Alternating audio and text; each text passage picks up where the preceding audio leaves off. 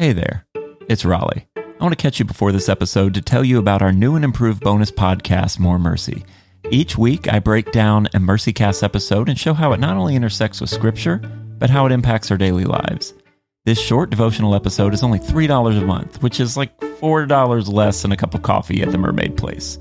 To access it, all you have to do is click the link in the show notes. Remember, no matter what you're going through, there's always more mercy. And now, on with the show.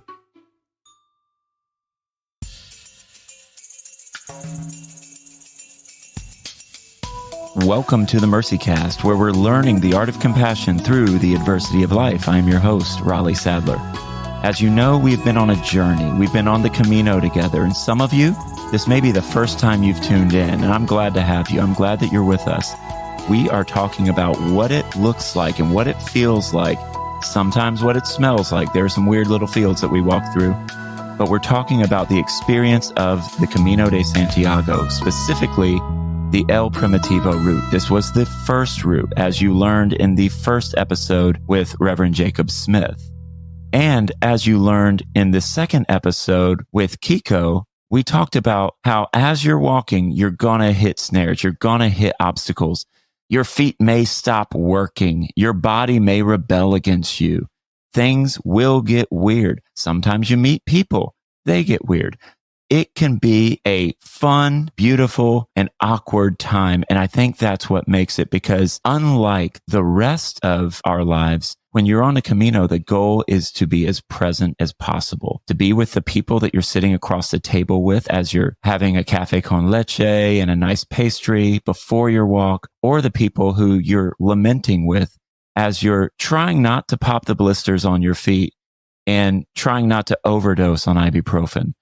It's just these moments that when you look back after the Camino, you thank God for, because when would you ever have this experience again? Well, you'll learn today from my guests that once you start the Camino, you're going to want to keep doing it, because the end of the Camino is never like you think. So many of us, we start the Camino just to get to the destination. But then when we reach the destination, we realize that's only the halfway point. And so today I want to introduce you to my special guests. They are the people that I finished the Camino with. We didn't start together, but we met along the way, as so many do. And today I want to introduce you to Pia Aldehoff and Simon Langewald. I probably butchered both of their names, but Pia is a student studying social work, and Simon, get ready. Simon's an outdoor guide. He's a climbing instructor. He's a podcast producer. He's a man about town. He does a little of everything. And what I love about Simon is he's already done 2 Caminos since we finished our first, and he is our Camino guide today. And so, Simon and Pia, how are you? Good. Good. Thanks that you can be here. And so I'm excited. I'm excited to have you all. One of my friends I was talking to about his time in Spain, and what he told me was, no matter where you go in Europe, if you don't run into a couple of Germans, you're not looking very hard. I think you can. True. Yeah, you find Germans everywhere. Everywhere. I was hanging out with people from Spain and people from Germany, and I was really the only American on a Camino, at least those days. And so I ended up hanging out with, it was like the United Nations. We're just walking together and we're all learning each other's cultures. We're learning what people like, what they don't like, jokes that are funny, jokes that aren't. I remember in an albergue that you all were in, someone called you Angela Merkel, right, Pia? Oh, really? I didn't remember. Oh, yeah. One of the waiters once called me Angela Merkel. And that was like, what the No. You look nothing like Angela Merkel. It's like neither of you do, for that matter. So that's good. Simon doesn't either. And one of the things that first thing I think we kind of bonded on was last week's guest, Kiko, could not get Simon's name right. We had this big argument. We have a big argument. We were just we had a little spat, as we were walking, and he goes, his name is Sam. And I'm like, no, it's Simon. And so we basically all called Simon Sam for the rest of the Camino, and it was perfect. But so you guys, I liked it. yeah, right? So first of all, we've in the past episodes, we've talked about starting the Camino, kind of the call to the Camino. We've talked about the tribulations and the trials that you face.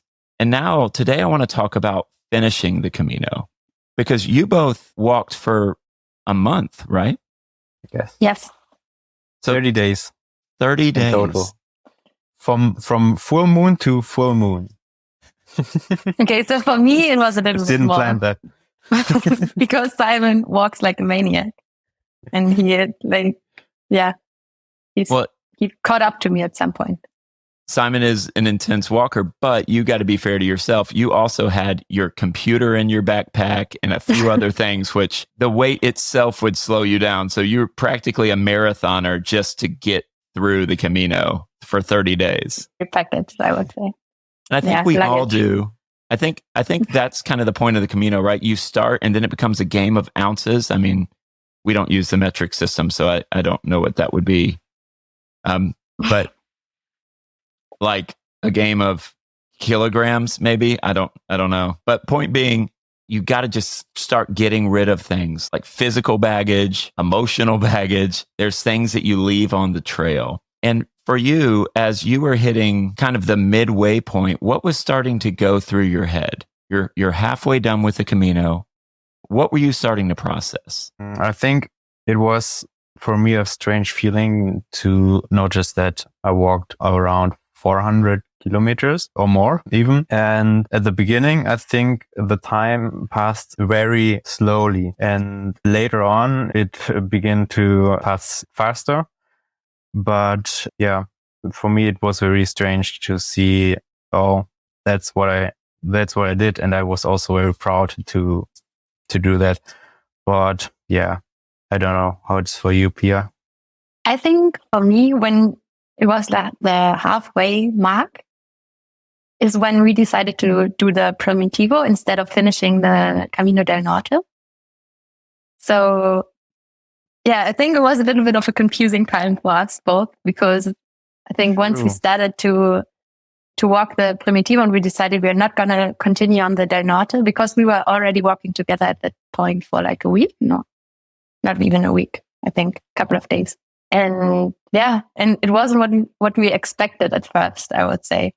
So I think at the halfway point, we were both like, oh, what did we do? Why didn't we just stay on the Del Norte?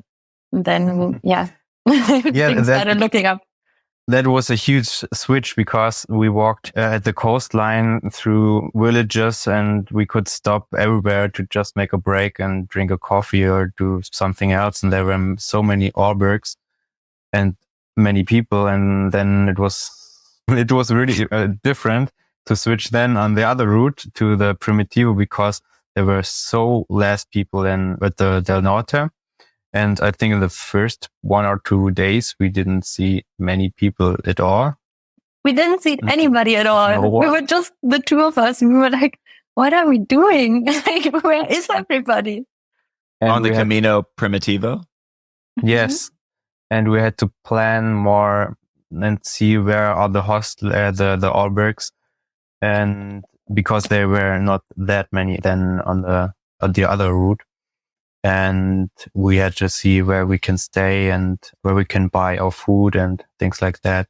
But it was nice. It was an adventure starting there. For those who have not been on Primitivo, you don't know how few resources you have as you're walking. It's much different than the Camino de Norte, which is all along the water, and then you're going through cities, and there's so many things that you can get at all times. And then you guys switch to Primitivo, and you're just walking through the woods, and then you happen upon like a medieval village every 10 kilometers or so. But the rest of it, you're walking through the mountains. So for me, the first week on the Del Norte was very hard. And then it got easier. But I think if I wouldn't have done the first 2 weeks on the Del Norte, I wouldn't have made the Primitivo, because it was so much harder. And I already got used to the walking and the height differences, the mountains. So yeah, the Primitivo was definitely a bit harder. That's true. And also it's like in the middle of the woods all the time. So just woods. Like Yeah, just woods and mountains. Woods and mountains. It's funny. Your first couple of days, it's hard because your body has to adjust. But then at what point did you both start feeling stronger? Like your body was catching up with what you were doing?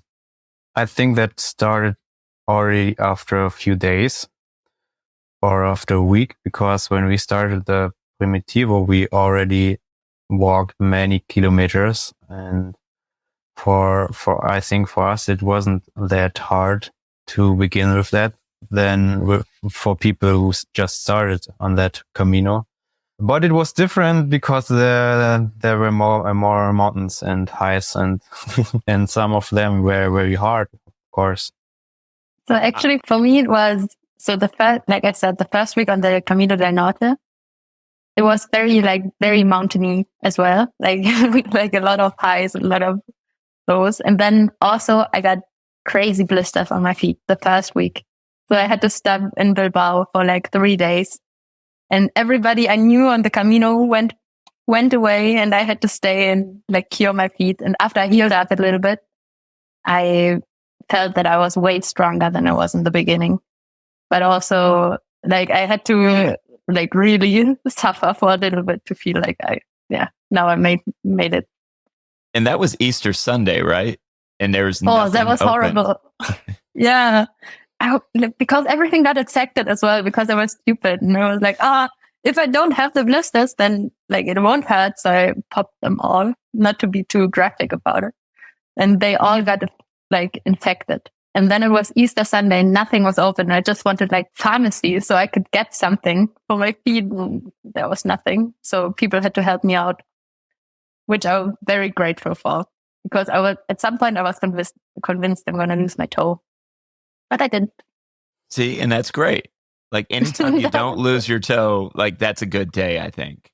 And we all kind of went through these days where we're like, can we keep going? Mine was the first day, and I talk about it in one of the earlier podcasts where I was like, I don't know if my foot can handle this. And you're sitting there, I don't know if my feet can handle this, but you keep going. And that is a constant refrain on the Camino. Just keep walking. The pain will go away. That's really true, yeah. There is coming the time when your feet are burning, and that's the main topic when you talk with other people. So we just ask, how are your feet? Don't ask how you're feeling, how are your feet? Because that's a huge point on the Camino, and you get used to it after time. Well, I met you all the day that I learned how to breathe, because up until this day, I would get gassed. I would be like, I couldn't breathe, I was struggling. And so some of the people that I walked with the first couple of days, when they saw me in Santiago, they were like, oh, we're so glad you made it. And I'm like, as soon as they left, I'm like, I actually learned how to Camino. I'm like, oh, I can do this. I can breathe in through my nose, get more oxygen, breathe out through my mouth, and just keep walking. And that was the day. It was in Grandes de Salim. We had just walked to this beautiful dam. And if any of you listeners have never been on Camino Primitivo, you wouldn't know that day you basically go down a mountain for hours, just down a mountain. And then you go to this beautiful dam, and then you go back up a mountain. And that was when I met Pia, and I didn't talk to her basically that whole day because I was just focused on my breathing. And Kiko looked at me and he goes, you're a machine today. You were just about the business. You were focusing on it. I'm like, no, I don't care about anyone but my breathing today. I'm sure she's a nice person. I got to make sure I can breathe. And then we just kept walking. And then I didn't see you guys for a couple of days.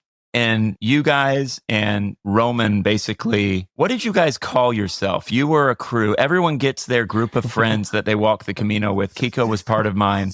But Simon, Pia, and Roman, and I kind of was in there every now and then, but these three were primarily, what did you call yourself? We were the fellowship. And describe the fellowship. The fellowship, yes. The fellowship, like from Lord of the Rings. That came about because Roman, like Simon and I have been walking together for a while. And then at some point we picked up Roman on the way. And he was walking way too fast for me, and Simon luckily stuck with me most of the time. And then Roman would get in front, but we would always catch up to him because he was always smoking a pipe every few kilometers, and he was just sitting there like Frodo, like one of the hobbits, like sitting on a rock, like smoking his pipe. And we're like, oh yeah, there he is again. And then we would walk together for a little bit. And then he went away because he was too fast, and then we would catch up to him. Yeah, that's how we became the fellowship. And then you guys were inseparable. You were together all the time. Every time I saw you guys, he may be walking in front of you all, but you were all within eyesight. It was kind of like how sometimes parents are with children, like, don't go too far. Stay where I can see you. And it's kind of how you guys were in the fellowship. Yeah.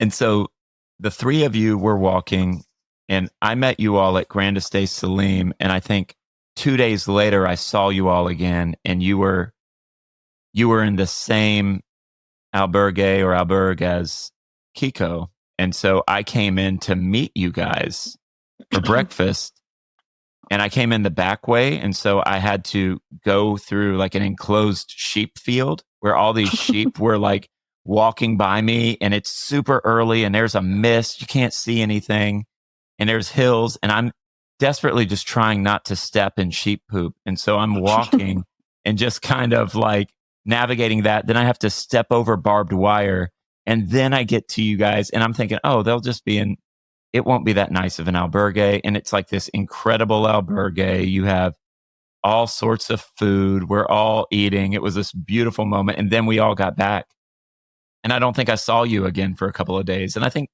that's the beauty of the Camino. You start it, you meet cool people, but everyone chooses their own Camino. So you might just not see each other for a few days and reconnect at somewhere, grab something to eat, hang out, talk, and no one takes it personally. But at that point, we're approaching kind of a halfway point. And for you guys, you only had like a third more of your Camino. What did you start processing towards the end? What was going on in your head towards the end of the Camino as we were getting, 3, 4, 5 days out of hitting Santiago de Compostela? I think that was so at some point the Primitivo joins up with the French Camino as well. And I think that's around the time when that happened. So the last 100 kilometers. So I think that for me was a big change. And it felt like once we hit there, or like we joined up with the French Camino, it felt very different to me. Like counting down the days, until you get to the end. Yeah, for me, it was like at the end, I had many thoughts about what's coming next after the Camino, because I didn't know what's coming next, and noticing that there are just 100 kilometers left. For me, I thought about many things, especially at the last kilometers. Was it scary? Because I feel like I had that experience too. We get to Melita. We know that only 100 kilometers left. We're going to go home soon. As you were processing that, was that a little unnerving? Was that a little scary for you?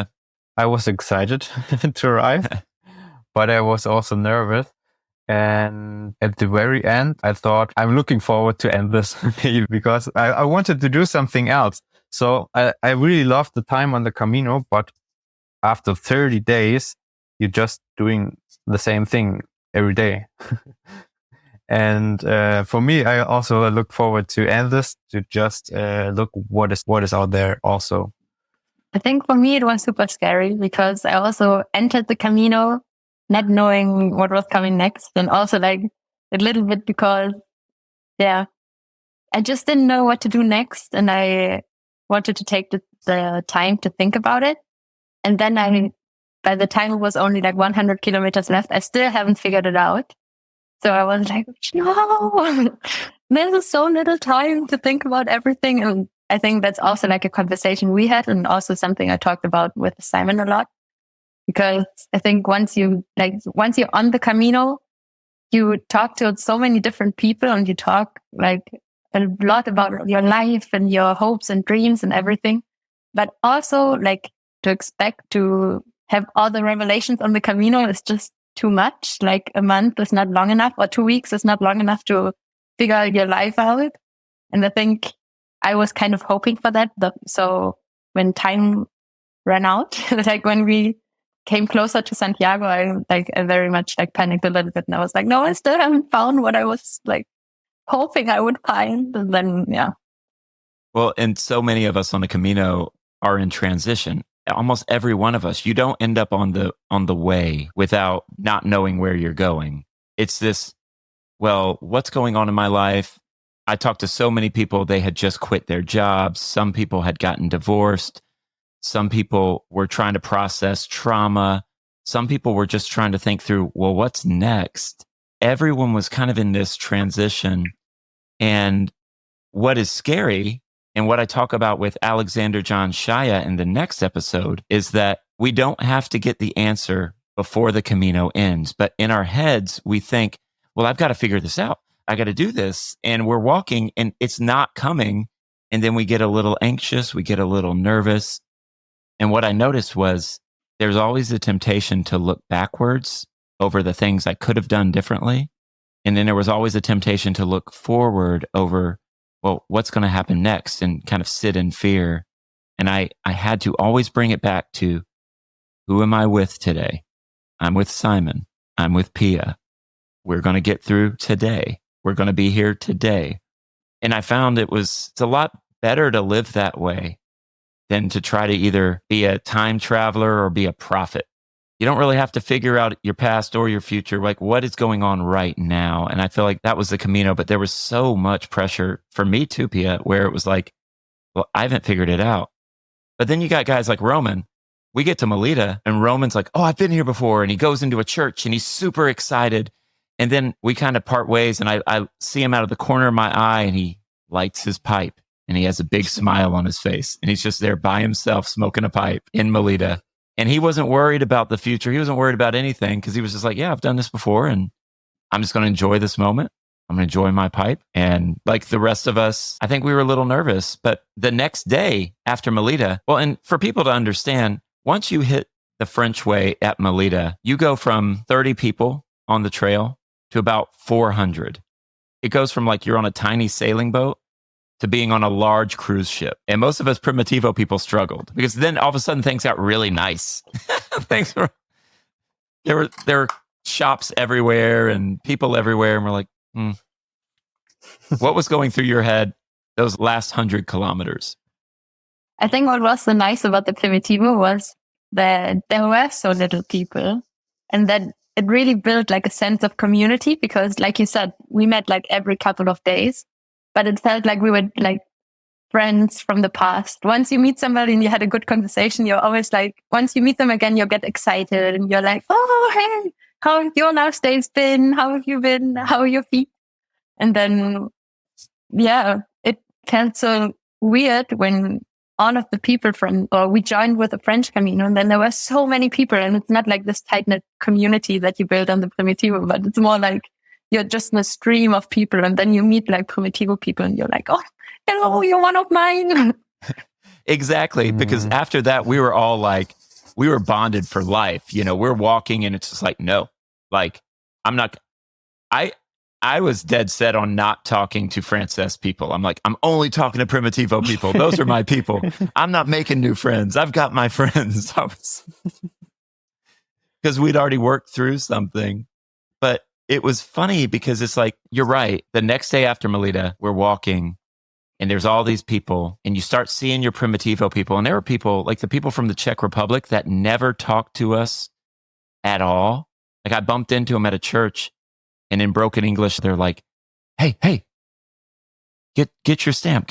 And I'm like, okay, cool. We're all kind of huddled together as we finish it because we all shared this long, hard, arduous walk. But we reconnected on that day when we were going through Arthua, because I'll never forget, that was the day where I went into a bar and bought like a 10-pound block of cheese because cheese is famous in Arthua. And so your backpack's already heavy, but I got this cheese and I got a baguette and I'm just walking and then I'm like, you guys want cheese? You want a baguette? And you're like, no, we're good. And we had bumped into each other at a coffee shop and we were just hanging out and then we got in trouble. You remember what happened? No. We were I remember. Oh my God, that was so awkward. It was so awkward because we all just sat outside of a coffee shop just to sit. And then the proprietor yelled at us and told us to leave because we hadn't bought anything. Eating. Yeah, because we were eating our own food. Yeah. He's lucky I didn't eat my cheese. He'd have been really mad if I just started eating my cheese there. Yeah, it was a nice place. And on the Camino, you look out for some place where you can sit and hang out. And it was so welcoming. And until it wasn't. Yeah. Yeah. And so that day, we probably walked 25 kilometers together. Pia and I were walking in front of you, Simon, because you put on your rain jacket because it was going to rain. And Pia and I were like, we're not doing it. Because if we put on a rain jacket, we just want to keep going and it's not going to rain.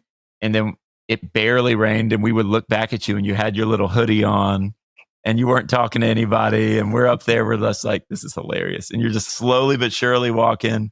Yes. And all the people, that was so much for me. And I just wanted to have my own space and I just put on my hoodie, my earplugs. I didn't hear anything. I didn't see anything because I just looked at the ground and it felt so good just to be in my own space. And then I think I felt behind you and later on I got up to you again and it was funny then just okay, no, I'm back. I put this off. Okay. I'm here again. And I think we all had our ways of doing that, right? Like there was a day with Kiko where I said, hey, I need to go on by myself. And he needed to do it too. We spent 7 days together and he was just like, I'm going to go my way. And I'm like, I need to go my way. And then as you guys were walking together, it was all a sign for us that he needs alone time when you'd put your headphones in, put your hood up, and then no one would bother you. You got real quiet and it was perfect. But then you're like, okay, I like people again. And so hood comes down and you start talking. And that was the day of the cheese, as we were walking and you all stopped before me. I think I walked another 10 kilometers that day because that was my really long day. I think that was like a 38, 39 kilometer day for me. But we get around kilometer 15. So now we're about 15 kilometers away. And I don't know about you all, but maybe it was the cheese I ate the night before. But I was like that night I had vivid dreams and I just felt really off. I felt really off that final day. And I started talking to a lot of people and they were like, yeah, the final day is the hardest. May not be the hardest walking, but it can be like the hardest emotionally because you know you're almost done. And so I know that you both had coffee at the little place where I stayed that night. I had a little tiny coffee shop in the downstairs area. And you're sitting there, you're having coffee. This is the final day. Were you excited? Were you nervous? I think both, of course. I was excited and it was unbelievable just to stop walking because you don't know how to do that. Because that's all you'd been doing. That was your life for a month. And now you're thinking, can I just stop? Please. And Pia, how about you? I think I was excited that day. I don't know. I think just because you've been walking towards the cities for so long, just to be like in reaching distance makes you excited because, yeah, you made it basically. It was also exciting to just see the city because I just heard about it and then to see the cathedral and the people and the city. And I imagined the whole thing completely different, like it was real. And yeah, for me, that was also exciting to see what is there. Why do all the people walk to this place? What is so special about it? And they've been doing it for 1,200 years. Like, what is the draw? And I remember at that 5 kilometer mark, we only had 5 more kilometers. Not hard. We can do this. We all went to a cafe. We ran into our friend Anna Lee. Yes. With another German, Hans. And we all just hung out and we kind of stretched it out, and we're watching throngs of people, hundreds of people walk by us on their way to Santiago. But we just sat there. We had a couple of coffees. We made some jokes. No one was in a hurry. Why do you think that was? We just didn't want it to arrive, I think. we want to give us the time to just do the last step. And I think it was very nice and for me, very good to have this feeling that we are all together in this, and we are all going there to the end together now. For me, that was very special. And I feel like you're just also not in a rush at all. Like, you're going to make it that day. Like, it's not a question of if you make it or not. It's just like when. And then you're just like, if it's like an hour later or like 2 hours later, it doesn't really matter, because that's when you stop. And then, so if you get there, like, you're going to get there that day, but it doesn't really matter when.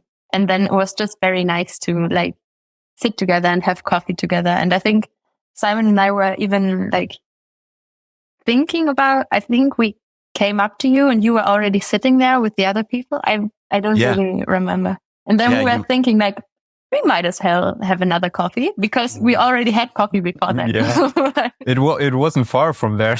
We just had a few kilometers before, and then why not take another one?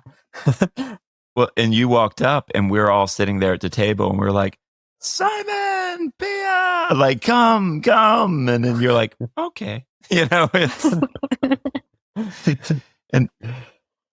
I think for me, that was when it started getting really emotional, because we finished our coffee and we start walking and we're getting closer and we're getting closer.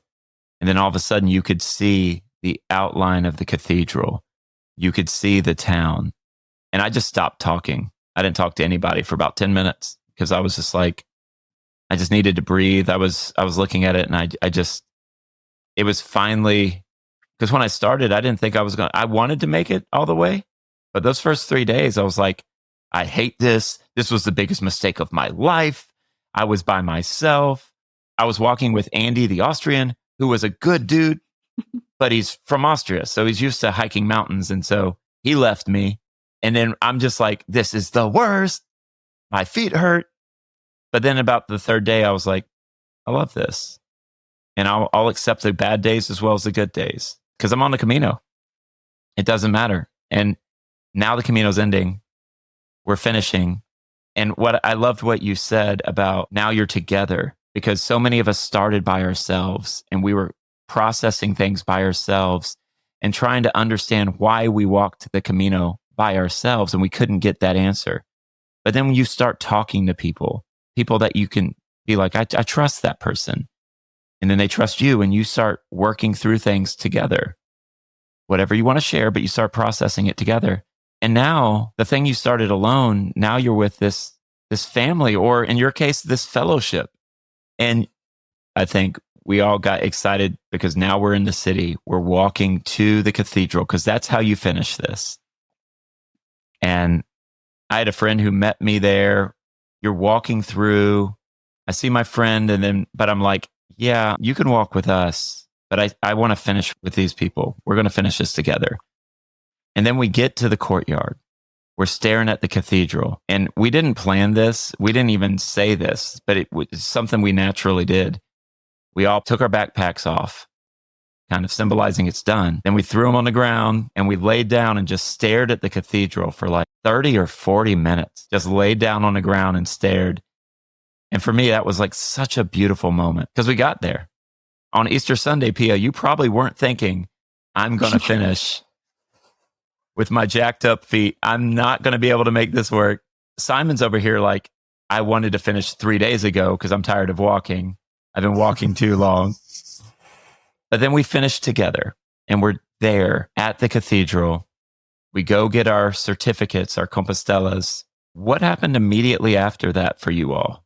For me, I actually felt this heaviness, like, oh man, I just finished the Camino, but all of a sudden I feel like there's still more work to do.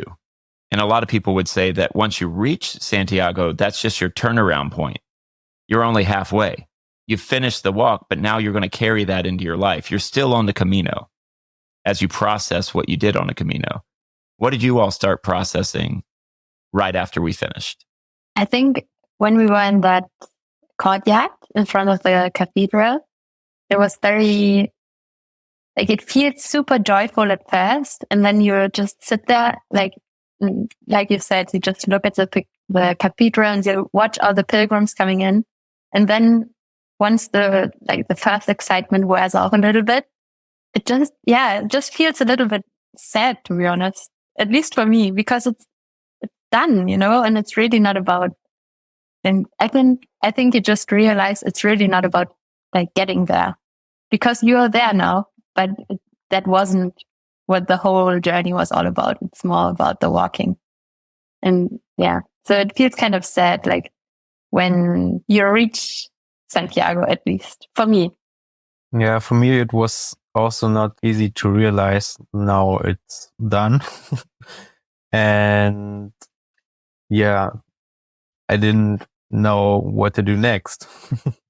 So I'm here now in Santiago, and it's just a city and there are many people, and I'm very excited. But what is happening? What am I doing now? So it was not that easy to just arrive.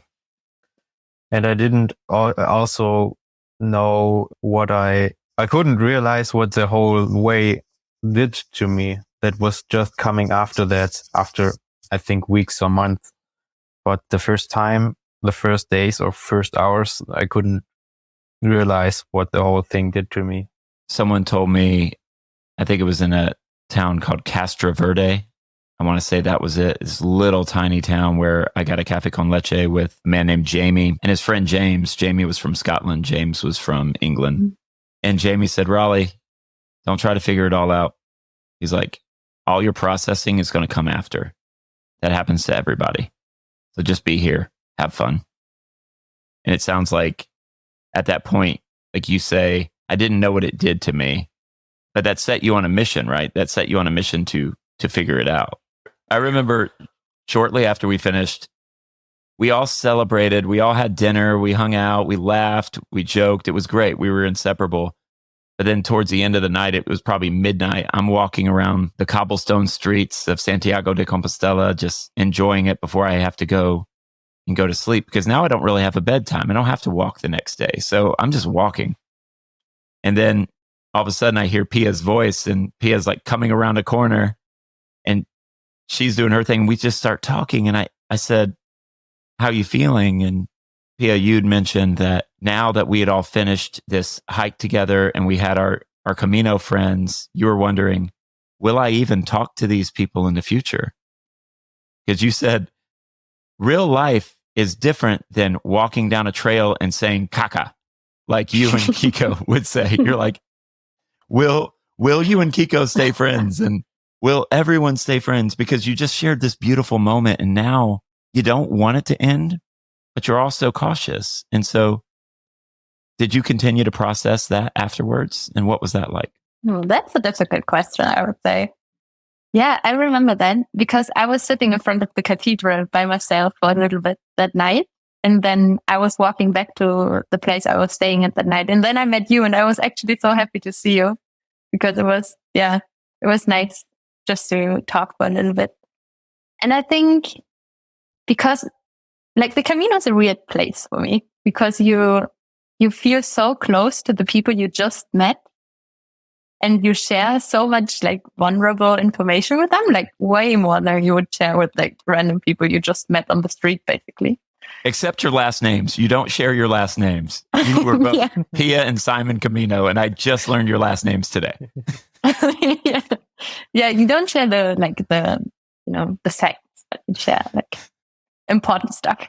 Mm-hmm. And yeah, I think for me, when I was in Santiago and I met all those people on the Camino, I was like, those feel like my best friends for now. Like I feel so close to a lot of the people I've met. And then it's always like hard to imagine like what it would be like once everybody goes back to their like normal life and goes back to their everyday life. But yeah, I think I still feel that. I mean, we're doing this podcast right now and it still doesn't feel strange, you know? And it's still like me and Simon were talking the other day on the phone, and we haven't seen each other actually since we got back from the Camino. But it doesn't feel weird to me because we spent so much time together on the Camino. Like we've basically been walking for like a month together. And yeah, I still feel that. And I think with everybody from the Camino, I would just be very happy to see them. Yeah. I think we were worried that once we finished this, we wouldn't talk to the people that we really got to know. And I mean, Hans and I, we message each other in WhatsApp. Olga and Beata and I message each other recently. Kiko and I talk trash to each other pretty consistently. It's funny. I think when you are vulnerable with others, you will connect to them. You'll get to know them. And when you share something like the Camino, where it is hard, but it's beautiful, then you're not going to want to lose that. And one way of not losing that is not losing those people that you went on the Camino with, or that you finished the Camino with. And so as we end this time, I typically end each episode and I ask my guests, what are some pieces of advice that you would give someone who is going through something similar? And so for you all, what would you tell someone who wants to do the Camino? How would you encourage them to finish the Camino? Like, what should they be thinking? What should they do? What advice would you have for them? I would advise just to not think about that many things, actually, because I think, like you said, all the processing is coming after that. And the whole Camino, I thought about things which I expected to happen. And actually, at the end, I realized nothing happened of that, right, what I expected. But after I came back home, so many things happened in me. And I thought, whoa, it did a lot to me. But I just figured out that afterwards. So just enjoying the walk. Just, not thinking about too many things. Yeah, that idea of being present, right? Like being in the moment and not trying to force the change that you want, but just letting it come when it wants to come. At the same time, I am also very thankful for all the thoughts I had there and all the conversations, because that did also a lot to me afterwards and in the process. So, yeah. And I think that's part of it. Like, we all kind of serve as our own Camino guides. We kind of guide each other as we're processing our own stuff. How about you, Pia? I think once you get to Santiago, you would just I don't think you should put too much, I'm with Simon. I don't think you should put too much pressure on it. Just see the people you want to see, because a lot of people will still be in Santiago, probably. And have some nice food, share a few moments with the community you've built, or even by yourself if you want that at that moment. So yeah, I don't think I think expectations kill the kill the feeling. So yeah, just do what is most enjoyable for you at the moment. Yeah, absolutely. Yeah, I think that's it. I think being there with the people, enjoying what you're experiencing, and just trusting that what you want to figure out will come in time, because you gave it time. You allowed yourself to be present. You allowed yourself to think through things. And I think you're both basically saying, take the pressure off. Just be there. Have fun. Enjoy it. If you need me time, if you need to be by yourself, go be by yourself. If you need people, go be with people. Because at some point we're leaving Santiago and we're going home. And that's what we're going to be talking about in the next episode. So Pia, Simon, thank you so much for joining me today. Thank you. Thank you for inviting us. Yes. Nice. If you are interested in more stories like this one, buy my book, Vulnerable Rethinking Human Trafficking. Also, if you want bonus content, you can click on the link in the show notes to access our new and improved weekly bonus podcast, More Mercy, where I dive deeper into each episode. Don't forget to hit that subscribe button and leave MercyCast a 5-star review. I want to hear from you. You can email me at info@mercycast.com. This podcast is brought to you by Let My People Go. To learn more about how you can love your most vulnerable neighbors through your own vulnerability, go to lmpg.org. Till next time, have mercy on yourselves and each other.